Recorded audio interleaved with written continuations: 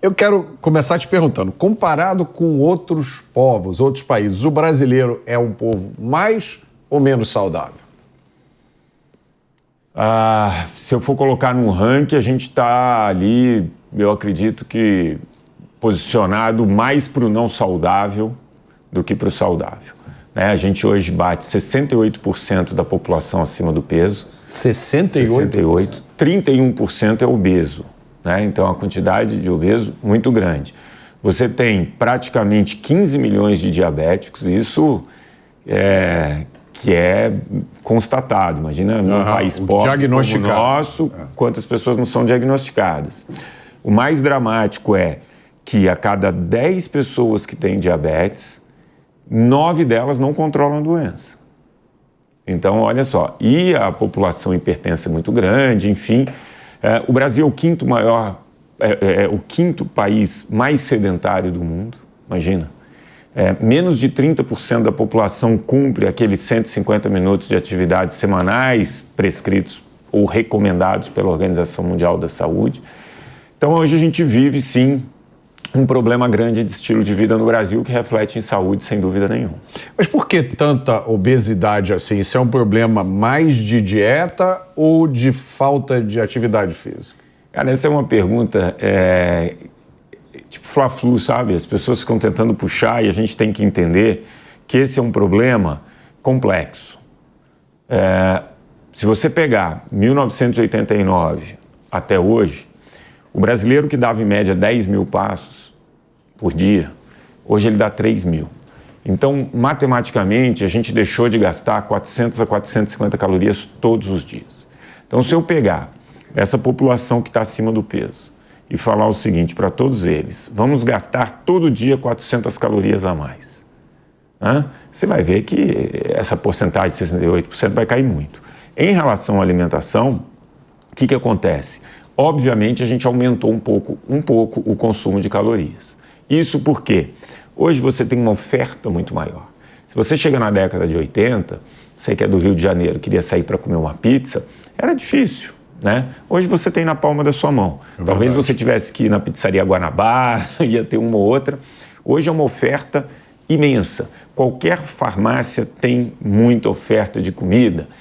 Então, em qualquer lugar que você vá, você se depara com alimentação. E qual é o problema? O problema é como o nosso corpo foi projetado ao longo de centenas de milhares de anos na evolução da espécie. Ele foi projetado para fazer movimento, mas só por necessidade. E hoje o ambiente ele é tão confortável, eu diria perigosamente confortável, que a gente não dá o mínimo de movimento que ele precisa para ser saudável, porque quem não fez movimento não sobreviveu.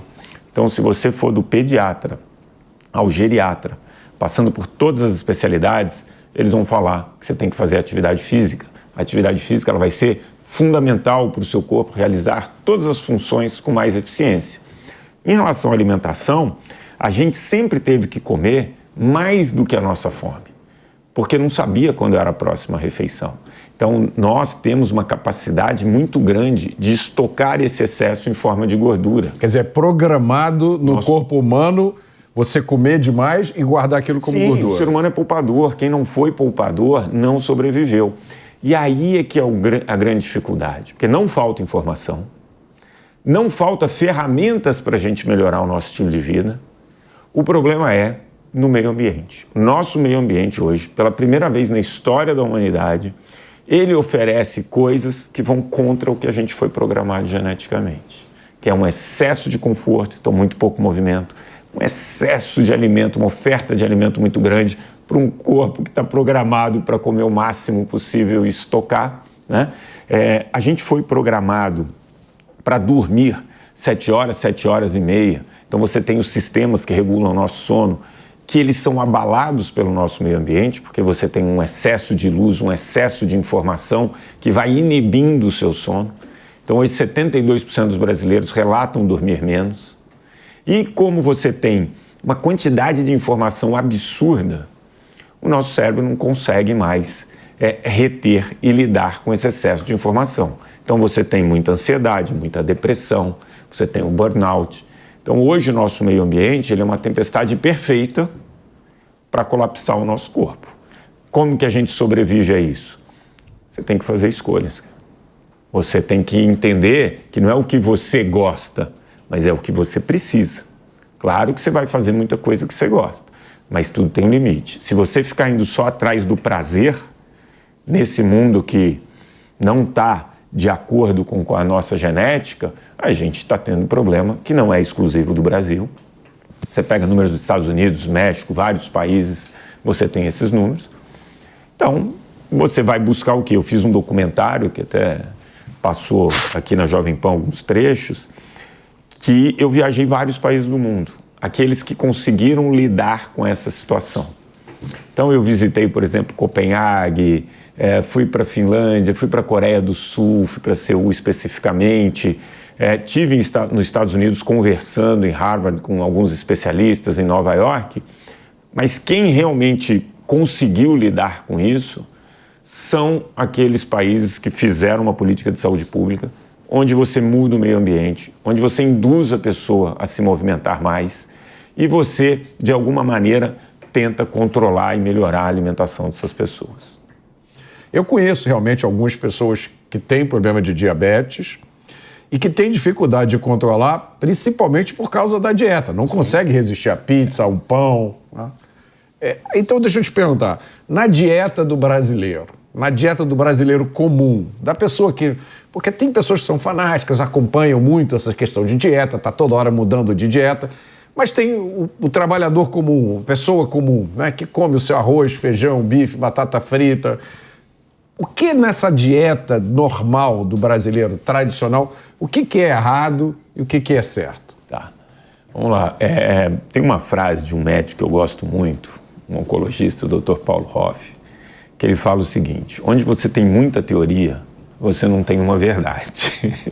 E a alimentação é um terreno fértil para dezenas e dezenas de linhas alimentares, né, pregando que essa é a verdade, né? E na verdade você vai ver... Dieta vegetariana, dieta da carne, dieta cetogênica. Você vai ter pessoas saudáveis em todas elas e você vai ter pessoas não saudáveis em todas elas. Ponto. A questão é estilo de vida.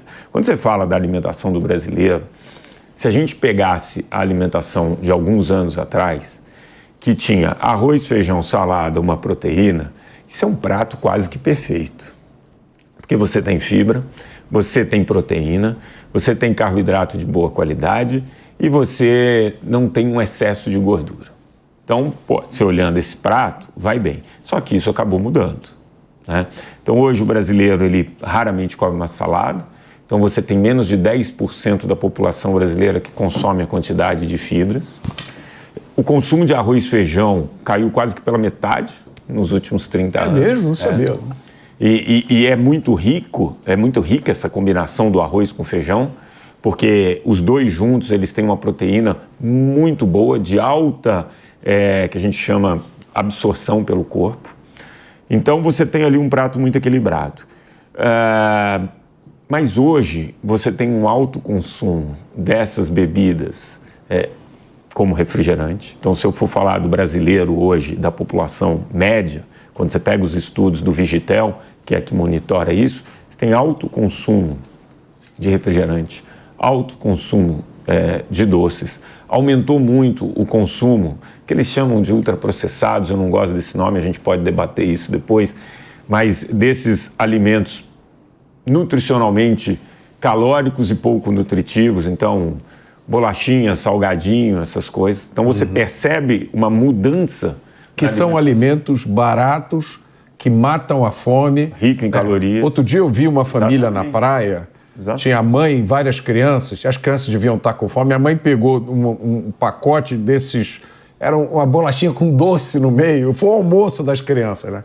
Todas tinham sobrepeso. Então, porque, pensa, é mais barato para ela comprar um pacote desse, que é super rico em calorias e vai dar aquele sossega-leão na fome das crianças, porque talvez se ela fosse comprar coisas mais saudáveis, o orçamento dela não daria. Então, esse tipo... E daria mais trabalho também. Coisa mais saudável dá mais trabalho para preparar. Você tocou num ponto muito bom. Hoje a alimentação ela vai mudando muito por conta da praticidade e, claro, que esses alimentos que são industrializados, feitos em escala, ele acaba tendo um preço menor. Uhum. Então você tem esses dois problemas. Teve o presidente do iFood que falou o seguinte: daqui a uns anos, pessoa que mora sozinha ou poucas pessoas, esse cara não vai nunca mais cozinhar, porque vai ser muito mais barato ele pedir. Porque você não tem desperdício, chega ali a porção no tamanho certo. Mas tem que levar em consideração os custos médicos também, nessa conta. Né? O ponto é o que você pede no iFood, que raramente o cara chega lá e vai para entrar e vai falar, pô, eu vou pedir um arroz, feijão, uma salada. Né? Até porque não viaja bem um prato como esse, né? Diferente de uma pizza, de um hambúrguer que vem, né? Agora, eu te interrompi, você está falando uma coisa interessante, porque eu vi que você é advogado de defesa do arroz. Tem muita gente que fala mal do arroz, que o arroz é caloria vazia, que não se deve comer. Corra sobre o arroz. E tem uma história engraçada demais. Eu fiz uma intervenção em Jaguariúna. Foi a primeira intervenção no mundo assim, que tentou mudar o estilo de vida de uma cidade inteira. Então eu passei 1 ano lá dentro. A gente publicou 3 artigos científicos em cima disso, em revistas de primeira linha mundial de saúde. E a gente conseguiu mudar 40% da população. Foi muito exitoso. Caramba! E o que aconteceu? A gente tinha N coisas que a gente fazia na cidade, mas, uma vez por mês, a gente, num parque, fazia uma intervenção muito grande. E essa intervenção daquele mês era uma oficina de nutrição, onde você tinha 6 estações cheias de nutricionistas. Em cada estação você abordava alguma coisa em relação à nutrição, seja o comportamento, a parte nutricional, enfim, beleza. Bom, teve lá, eu fui almoçar no hotel onde eu ficava hospedado e tinha um buffet sábado, feijoadinha, gosto muito, como todo sábado. Comecei a me servir, fiz meu prato de salada, comi, voltei, coloquei um arrozinho branco. Quando eu coloquei o arroz branco, uma senhora veio perto de mim e falou, não acredito, você é uma farsa. Aí eu falei, olha, já que a senhora descobriu, não conta pra ninguém. Ela falou, eu não estou brincando. Aí eu falei, mas por que eu sou uma farsa? Porque você come arroz branco. Aí eu falei, qual o problema de comer arroz branco? Ela falou, da barriga, da diabetes, engorda, faz você morrer mais cedo. Eu falei, sério? Aí eu vi que não adiantava discutir. Ela falou, o arroz integral tem muitas vitaminas e minerais. Bom, vamos lá. Se sua alimentação depende dos nutrientes, de fibras e minerais do arroz, você está morto. Sua alimentação num todo está ruim. Porque tem muito pouca vitamina e mineral no arroz integral. Então é muito importante que você não abra mão de frutas, legumes, verduras, né, na sua alimentação para complementar a fibra. E aí eu subi, eu gosto muito de número, subi para o meu quarto e fui ver quantos quilos um brasileiro em média consumia em 2016 de arroz. Por ano um brasileiro consumia 42 quilos. Falei, beleza. O Brasil naquela época tinha 58%, 59% da população acima do peso e naquela época a expectativa de vida era de 72 anos. Aí, googlei lá, qual o país que mais consome arroz? Era a Coreia do Sul. Quanto? 142 quilos por ano por pessoa. Falei, opa, deixa eu ver a obesidade lá, 4%. Deixa eu ver expectativa de vida, 11 anos acima da do Brasil. Falei lá, que eu quero. Aí é que surgiu a ideia de fazer o documentário e viajar esses países que tinham.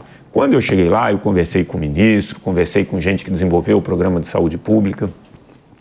Culturalmente, eles têm arroz no café da manhã, no almoço e no jantar. Agora, é uma porção pequena, mas com muita regularidade. Como que é esse prato? Sempre tem proteína, sempre tem legumes fermentados. Né? E aí eu lembro que eu entrei num embate com uma pessoa lá do governo, que ela falou o seguinte, você sabe qual que é o problema do brasileiro? Porque tudo que vocês plantam, vocês conseguem colher. Aqui não, a gente come legume fermentado, porque durante a guerra a gente tinha que guardar isso em casa para comer no inverno. E isso virou cultural. Aqui a gente não desperdiça, as porções são pequenas. Eu já fui para o Brasil, o desperdício lá é gigante. Né?